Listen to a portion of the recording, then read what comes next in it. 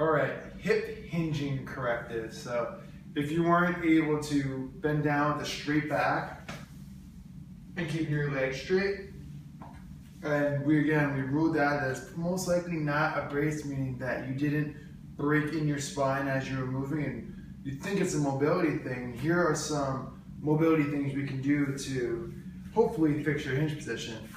So first thing we're gonna do is we're gonna get any sort of ball, so your toy of choice. So we have a Supernova here, but you can get a softball, a crossball, foam roller, really whatever.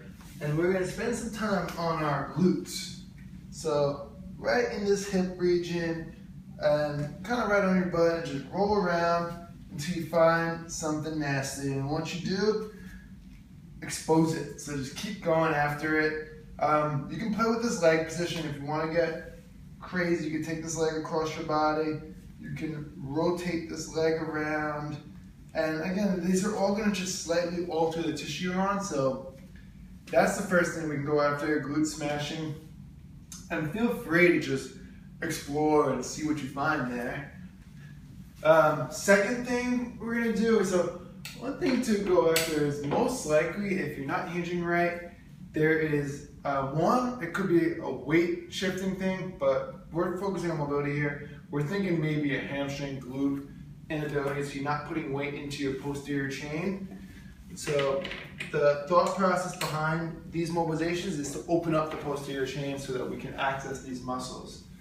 What we're going to do for this mobilization is because just banded posterior chain flossing is band up right on the top of your thigh, step forward, and reach for the ground. And once we get here, we're going to extend and straighten, extend and straighten, extend and bend, and just going back and forth. We're going to spend about 2 minutes on here.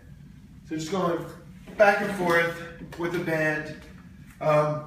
Something really important to point out here is you should be testing your hinge after each mobilization so that you know which one did it. So say we spend 5 minutes rolling out your glutes, you go back to your hinge, no change, it's most likely not that. Now go to the banded flossing, see if you go through there, did your hip hinge change? If it did, all right, this is your mobilization. So focus on that the next 3-4 days and your hinge will probably be there if you pattern it.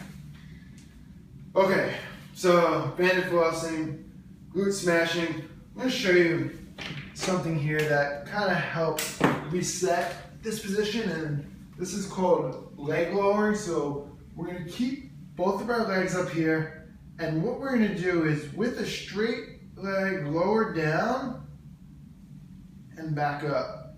So we'll do this 10 times on each side. So both legs up and up. Making sure we keep our ankle flexed back, dorsiflex. You can even turn on your quad, so flex this quad.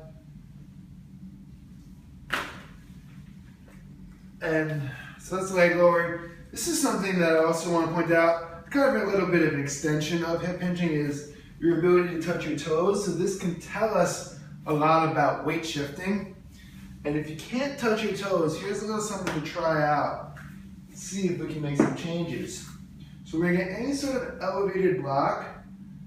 It's a little high for this, so I would say something maybe a little bit shorter. Hold on 1 second. So something like this, where it's like a few inches off the ground. And what we're gonna do is reach up and then reach for your toes. If we get about here, and you can't get any further, just add a slight bend and then go down. Do this 5 times, and then turn around.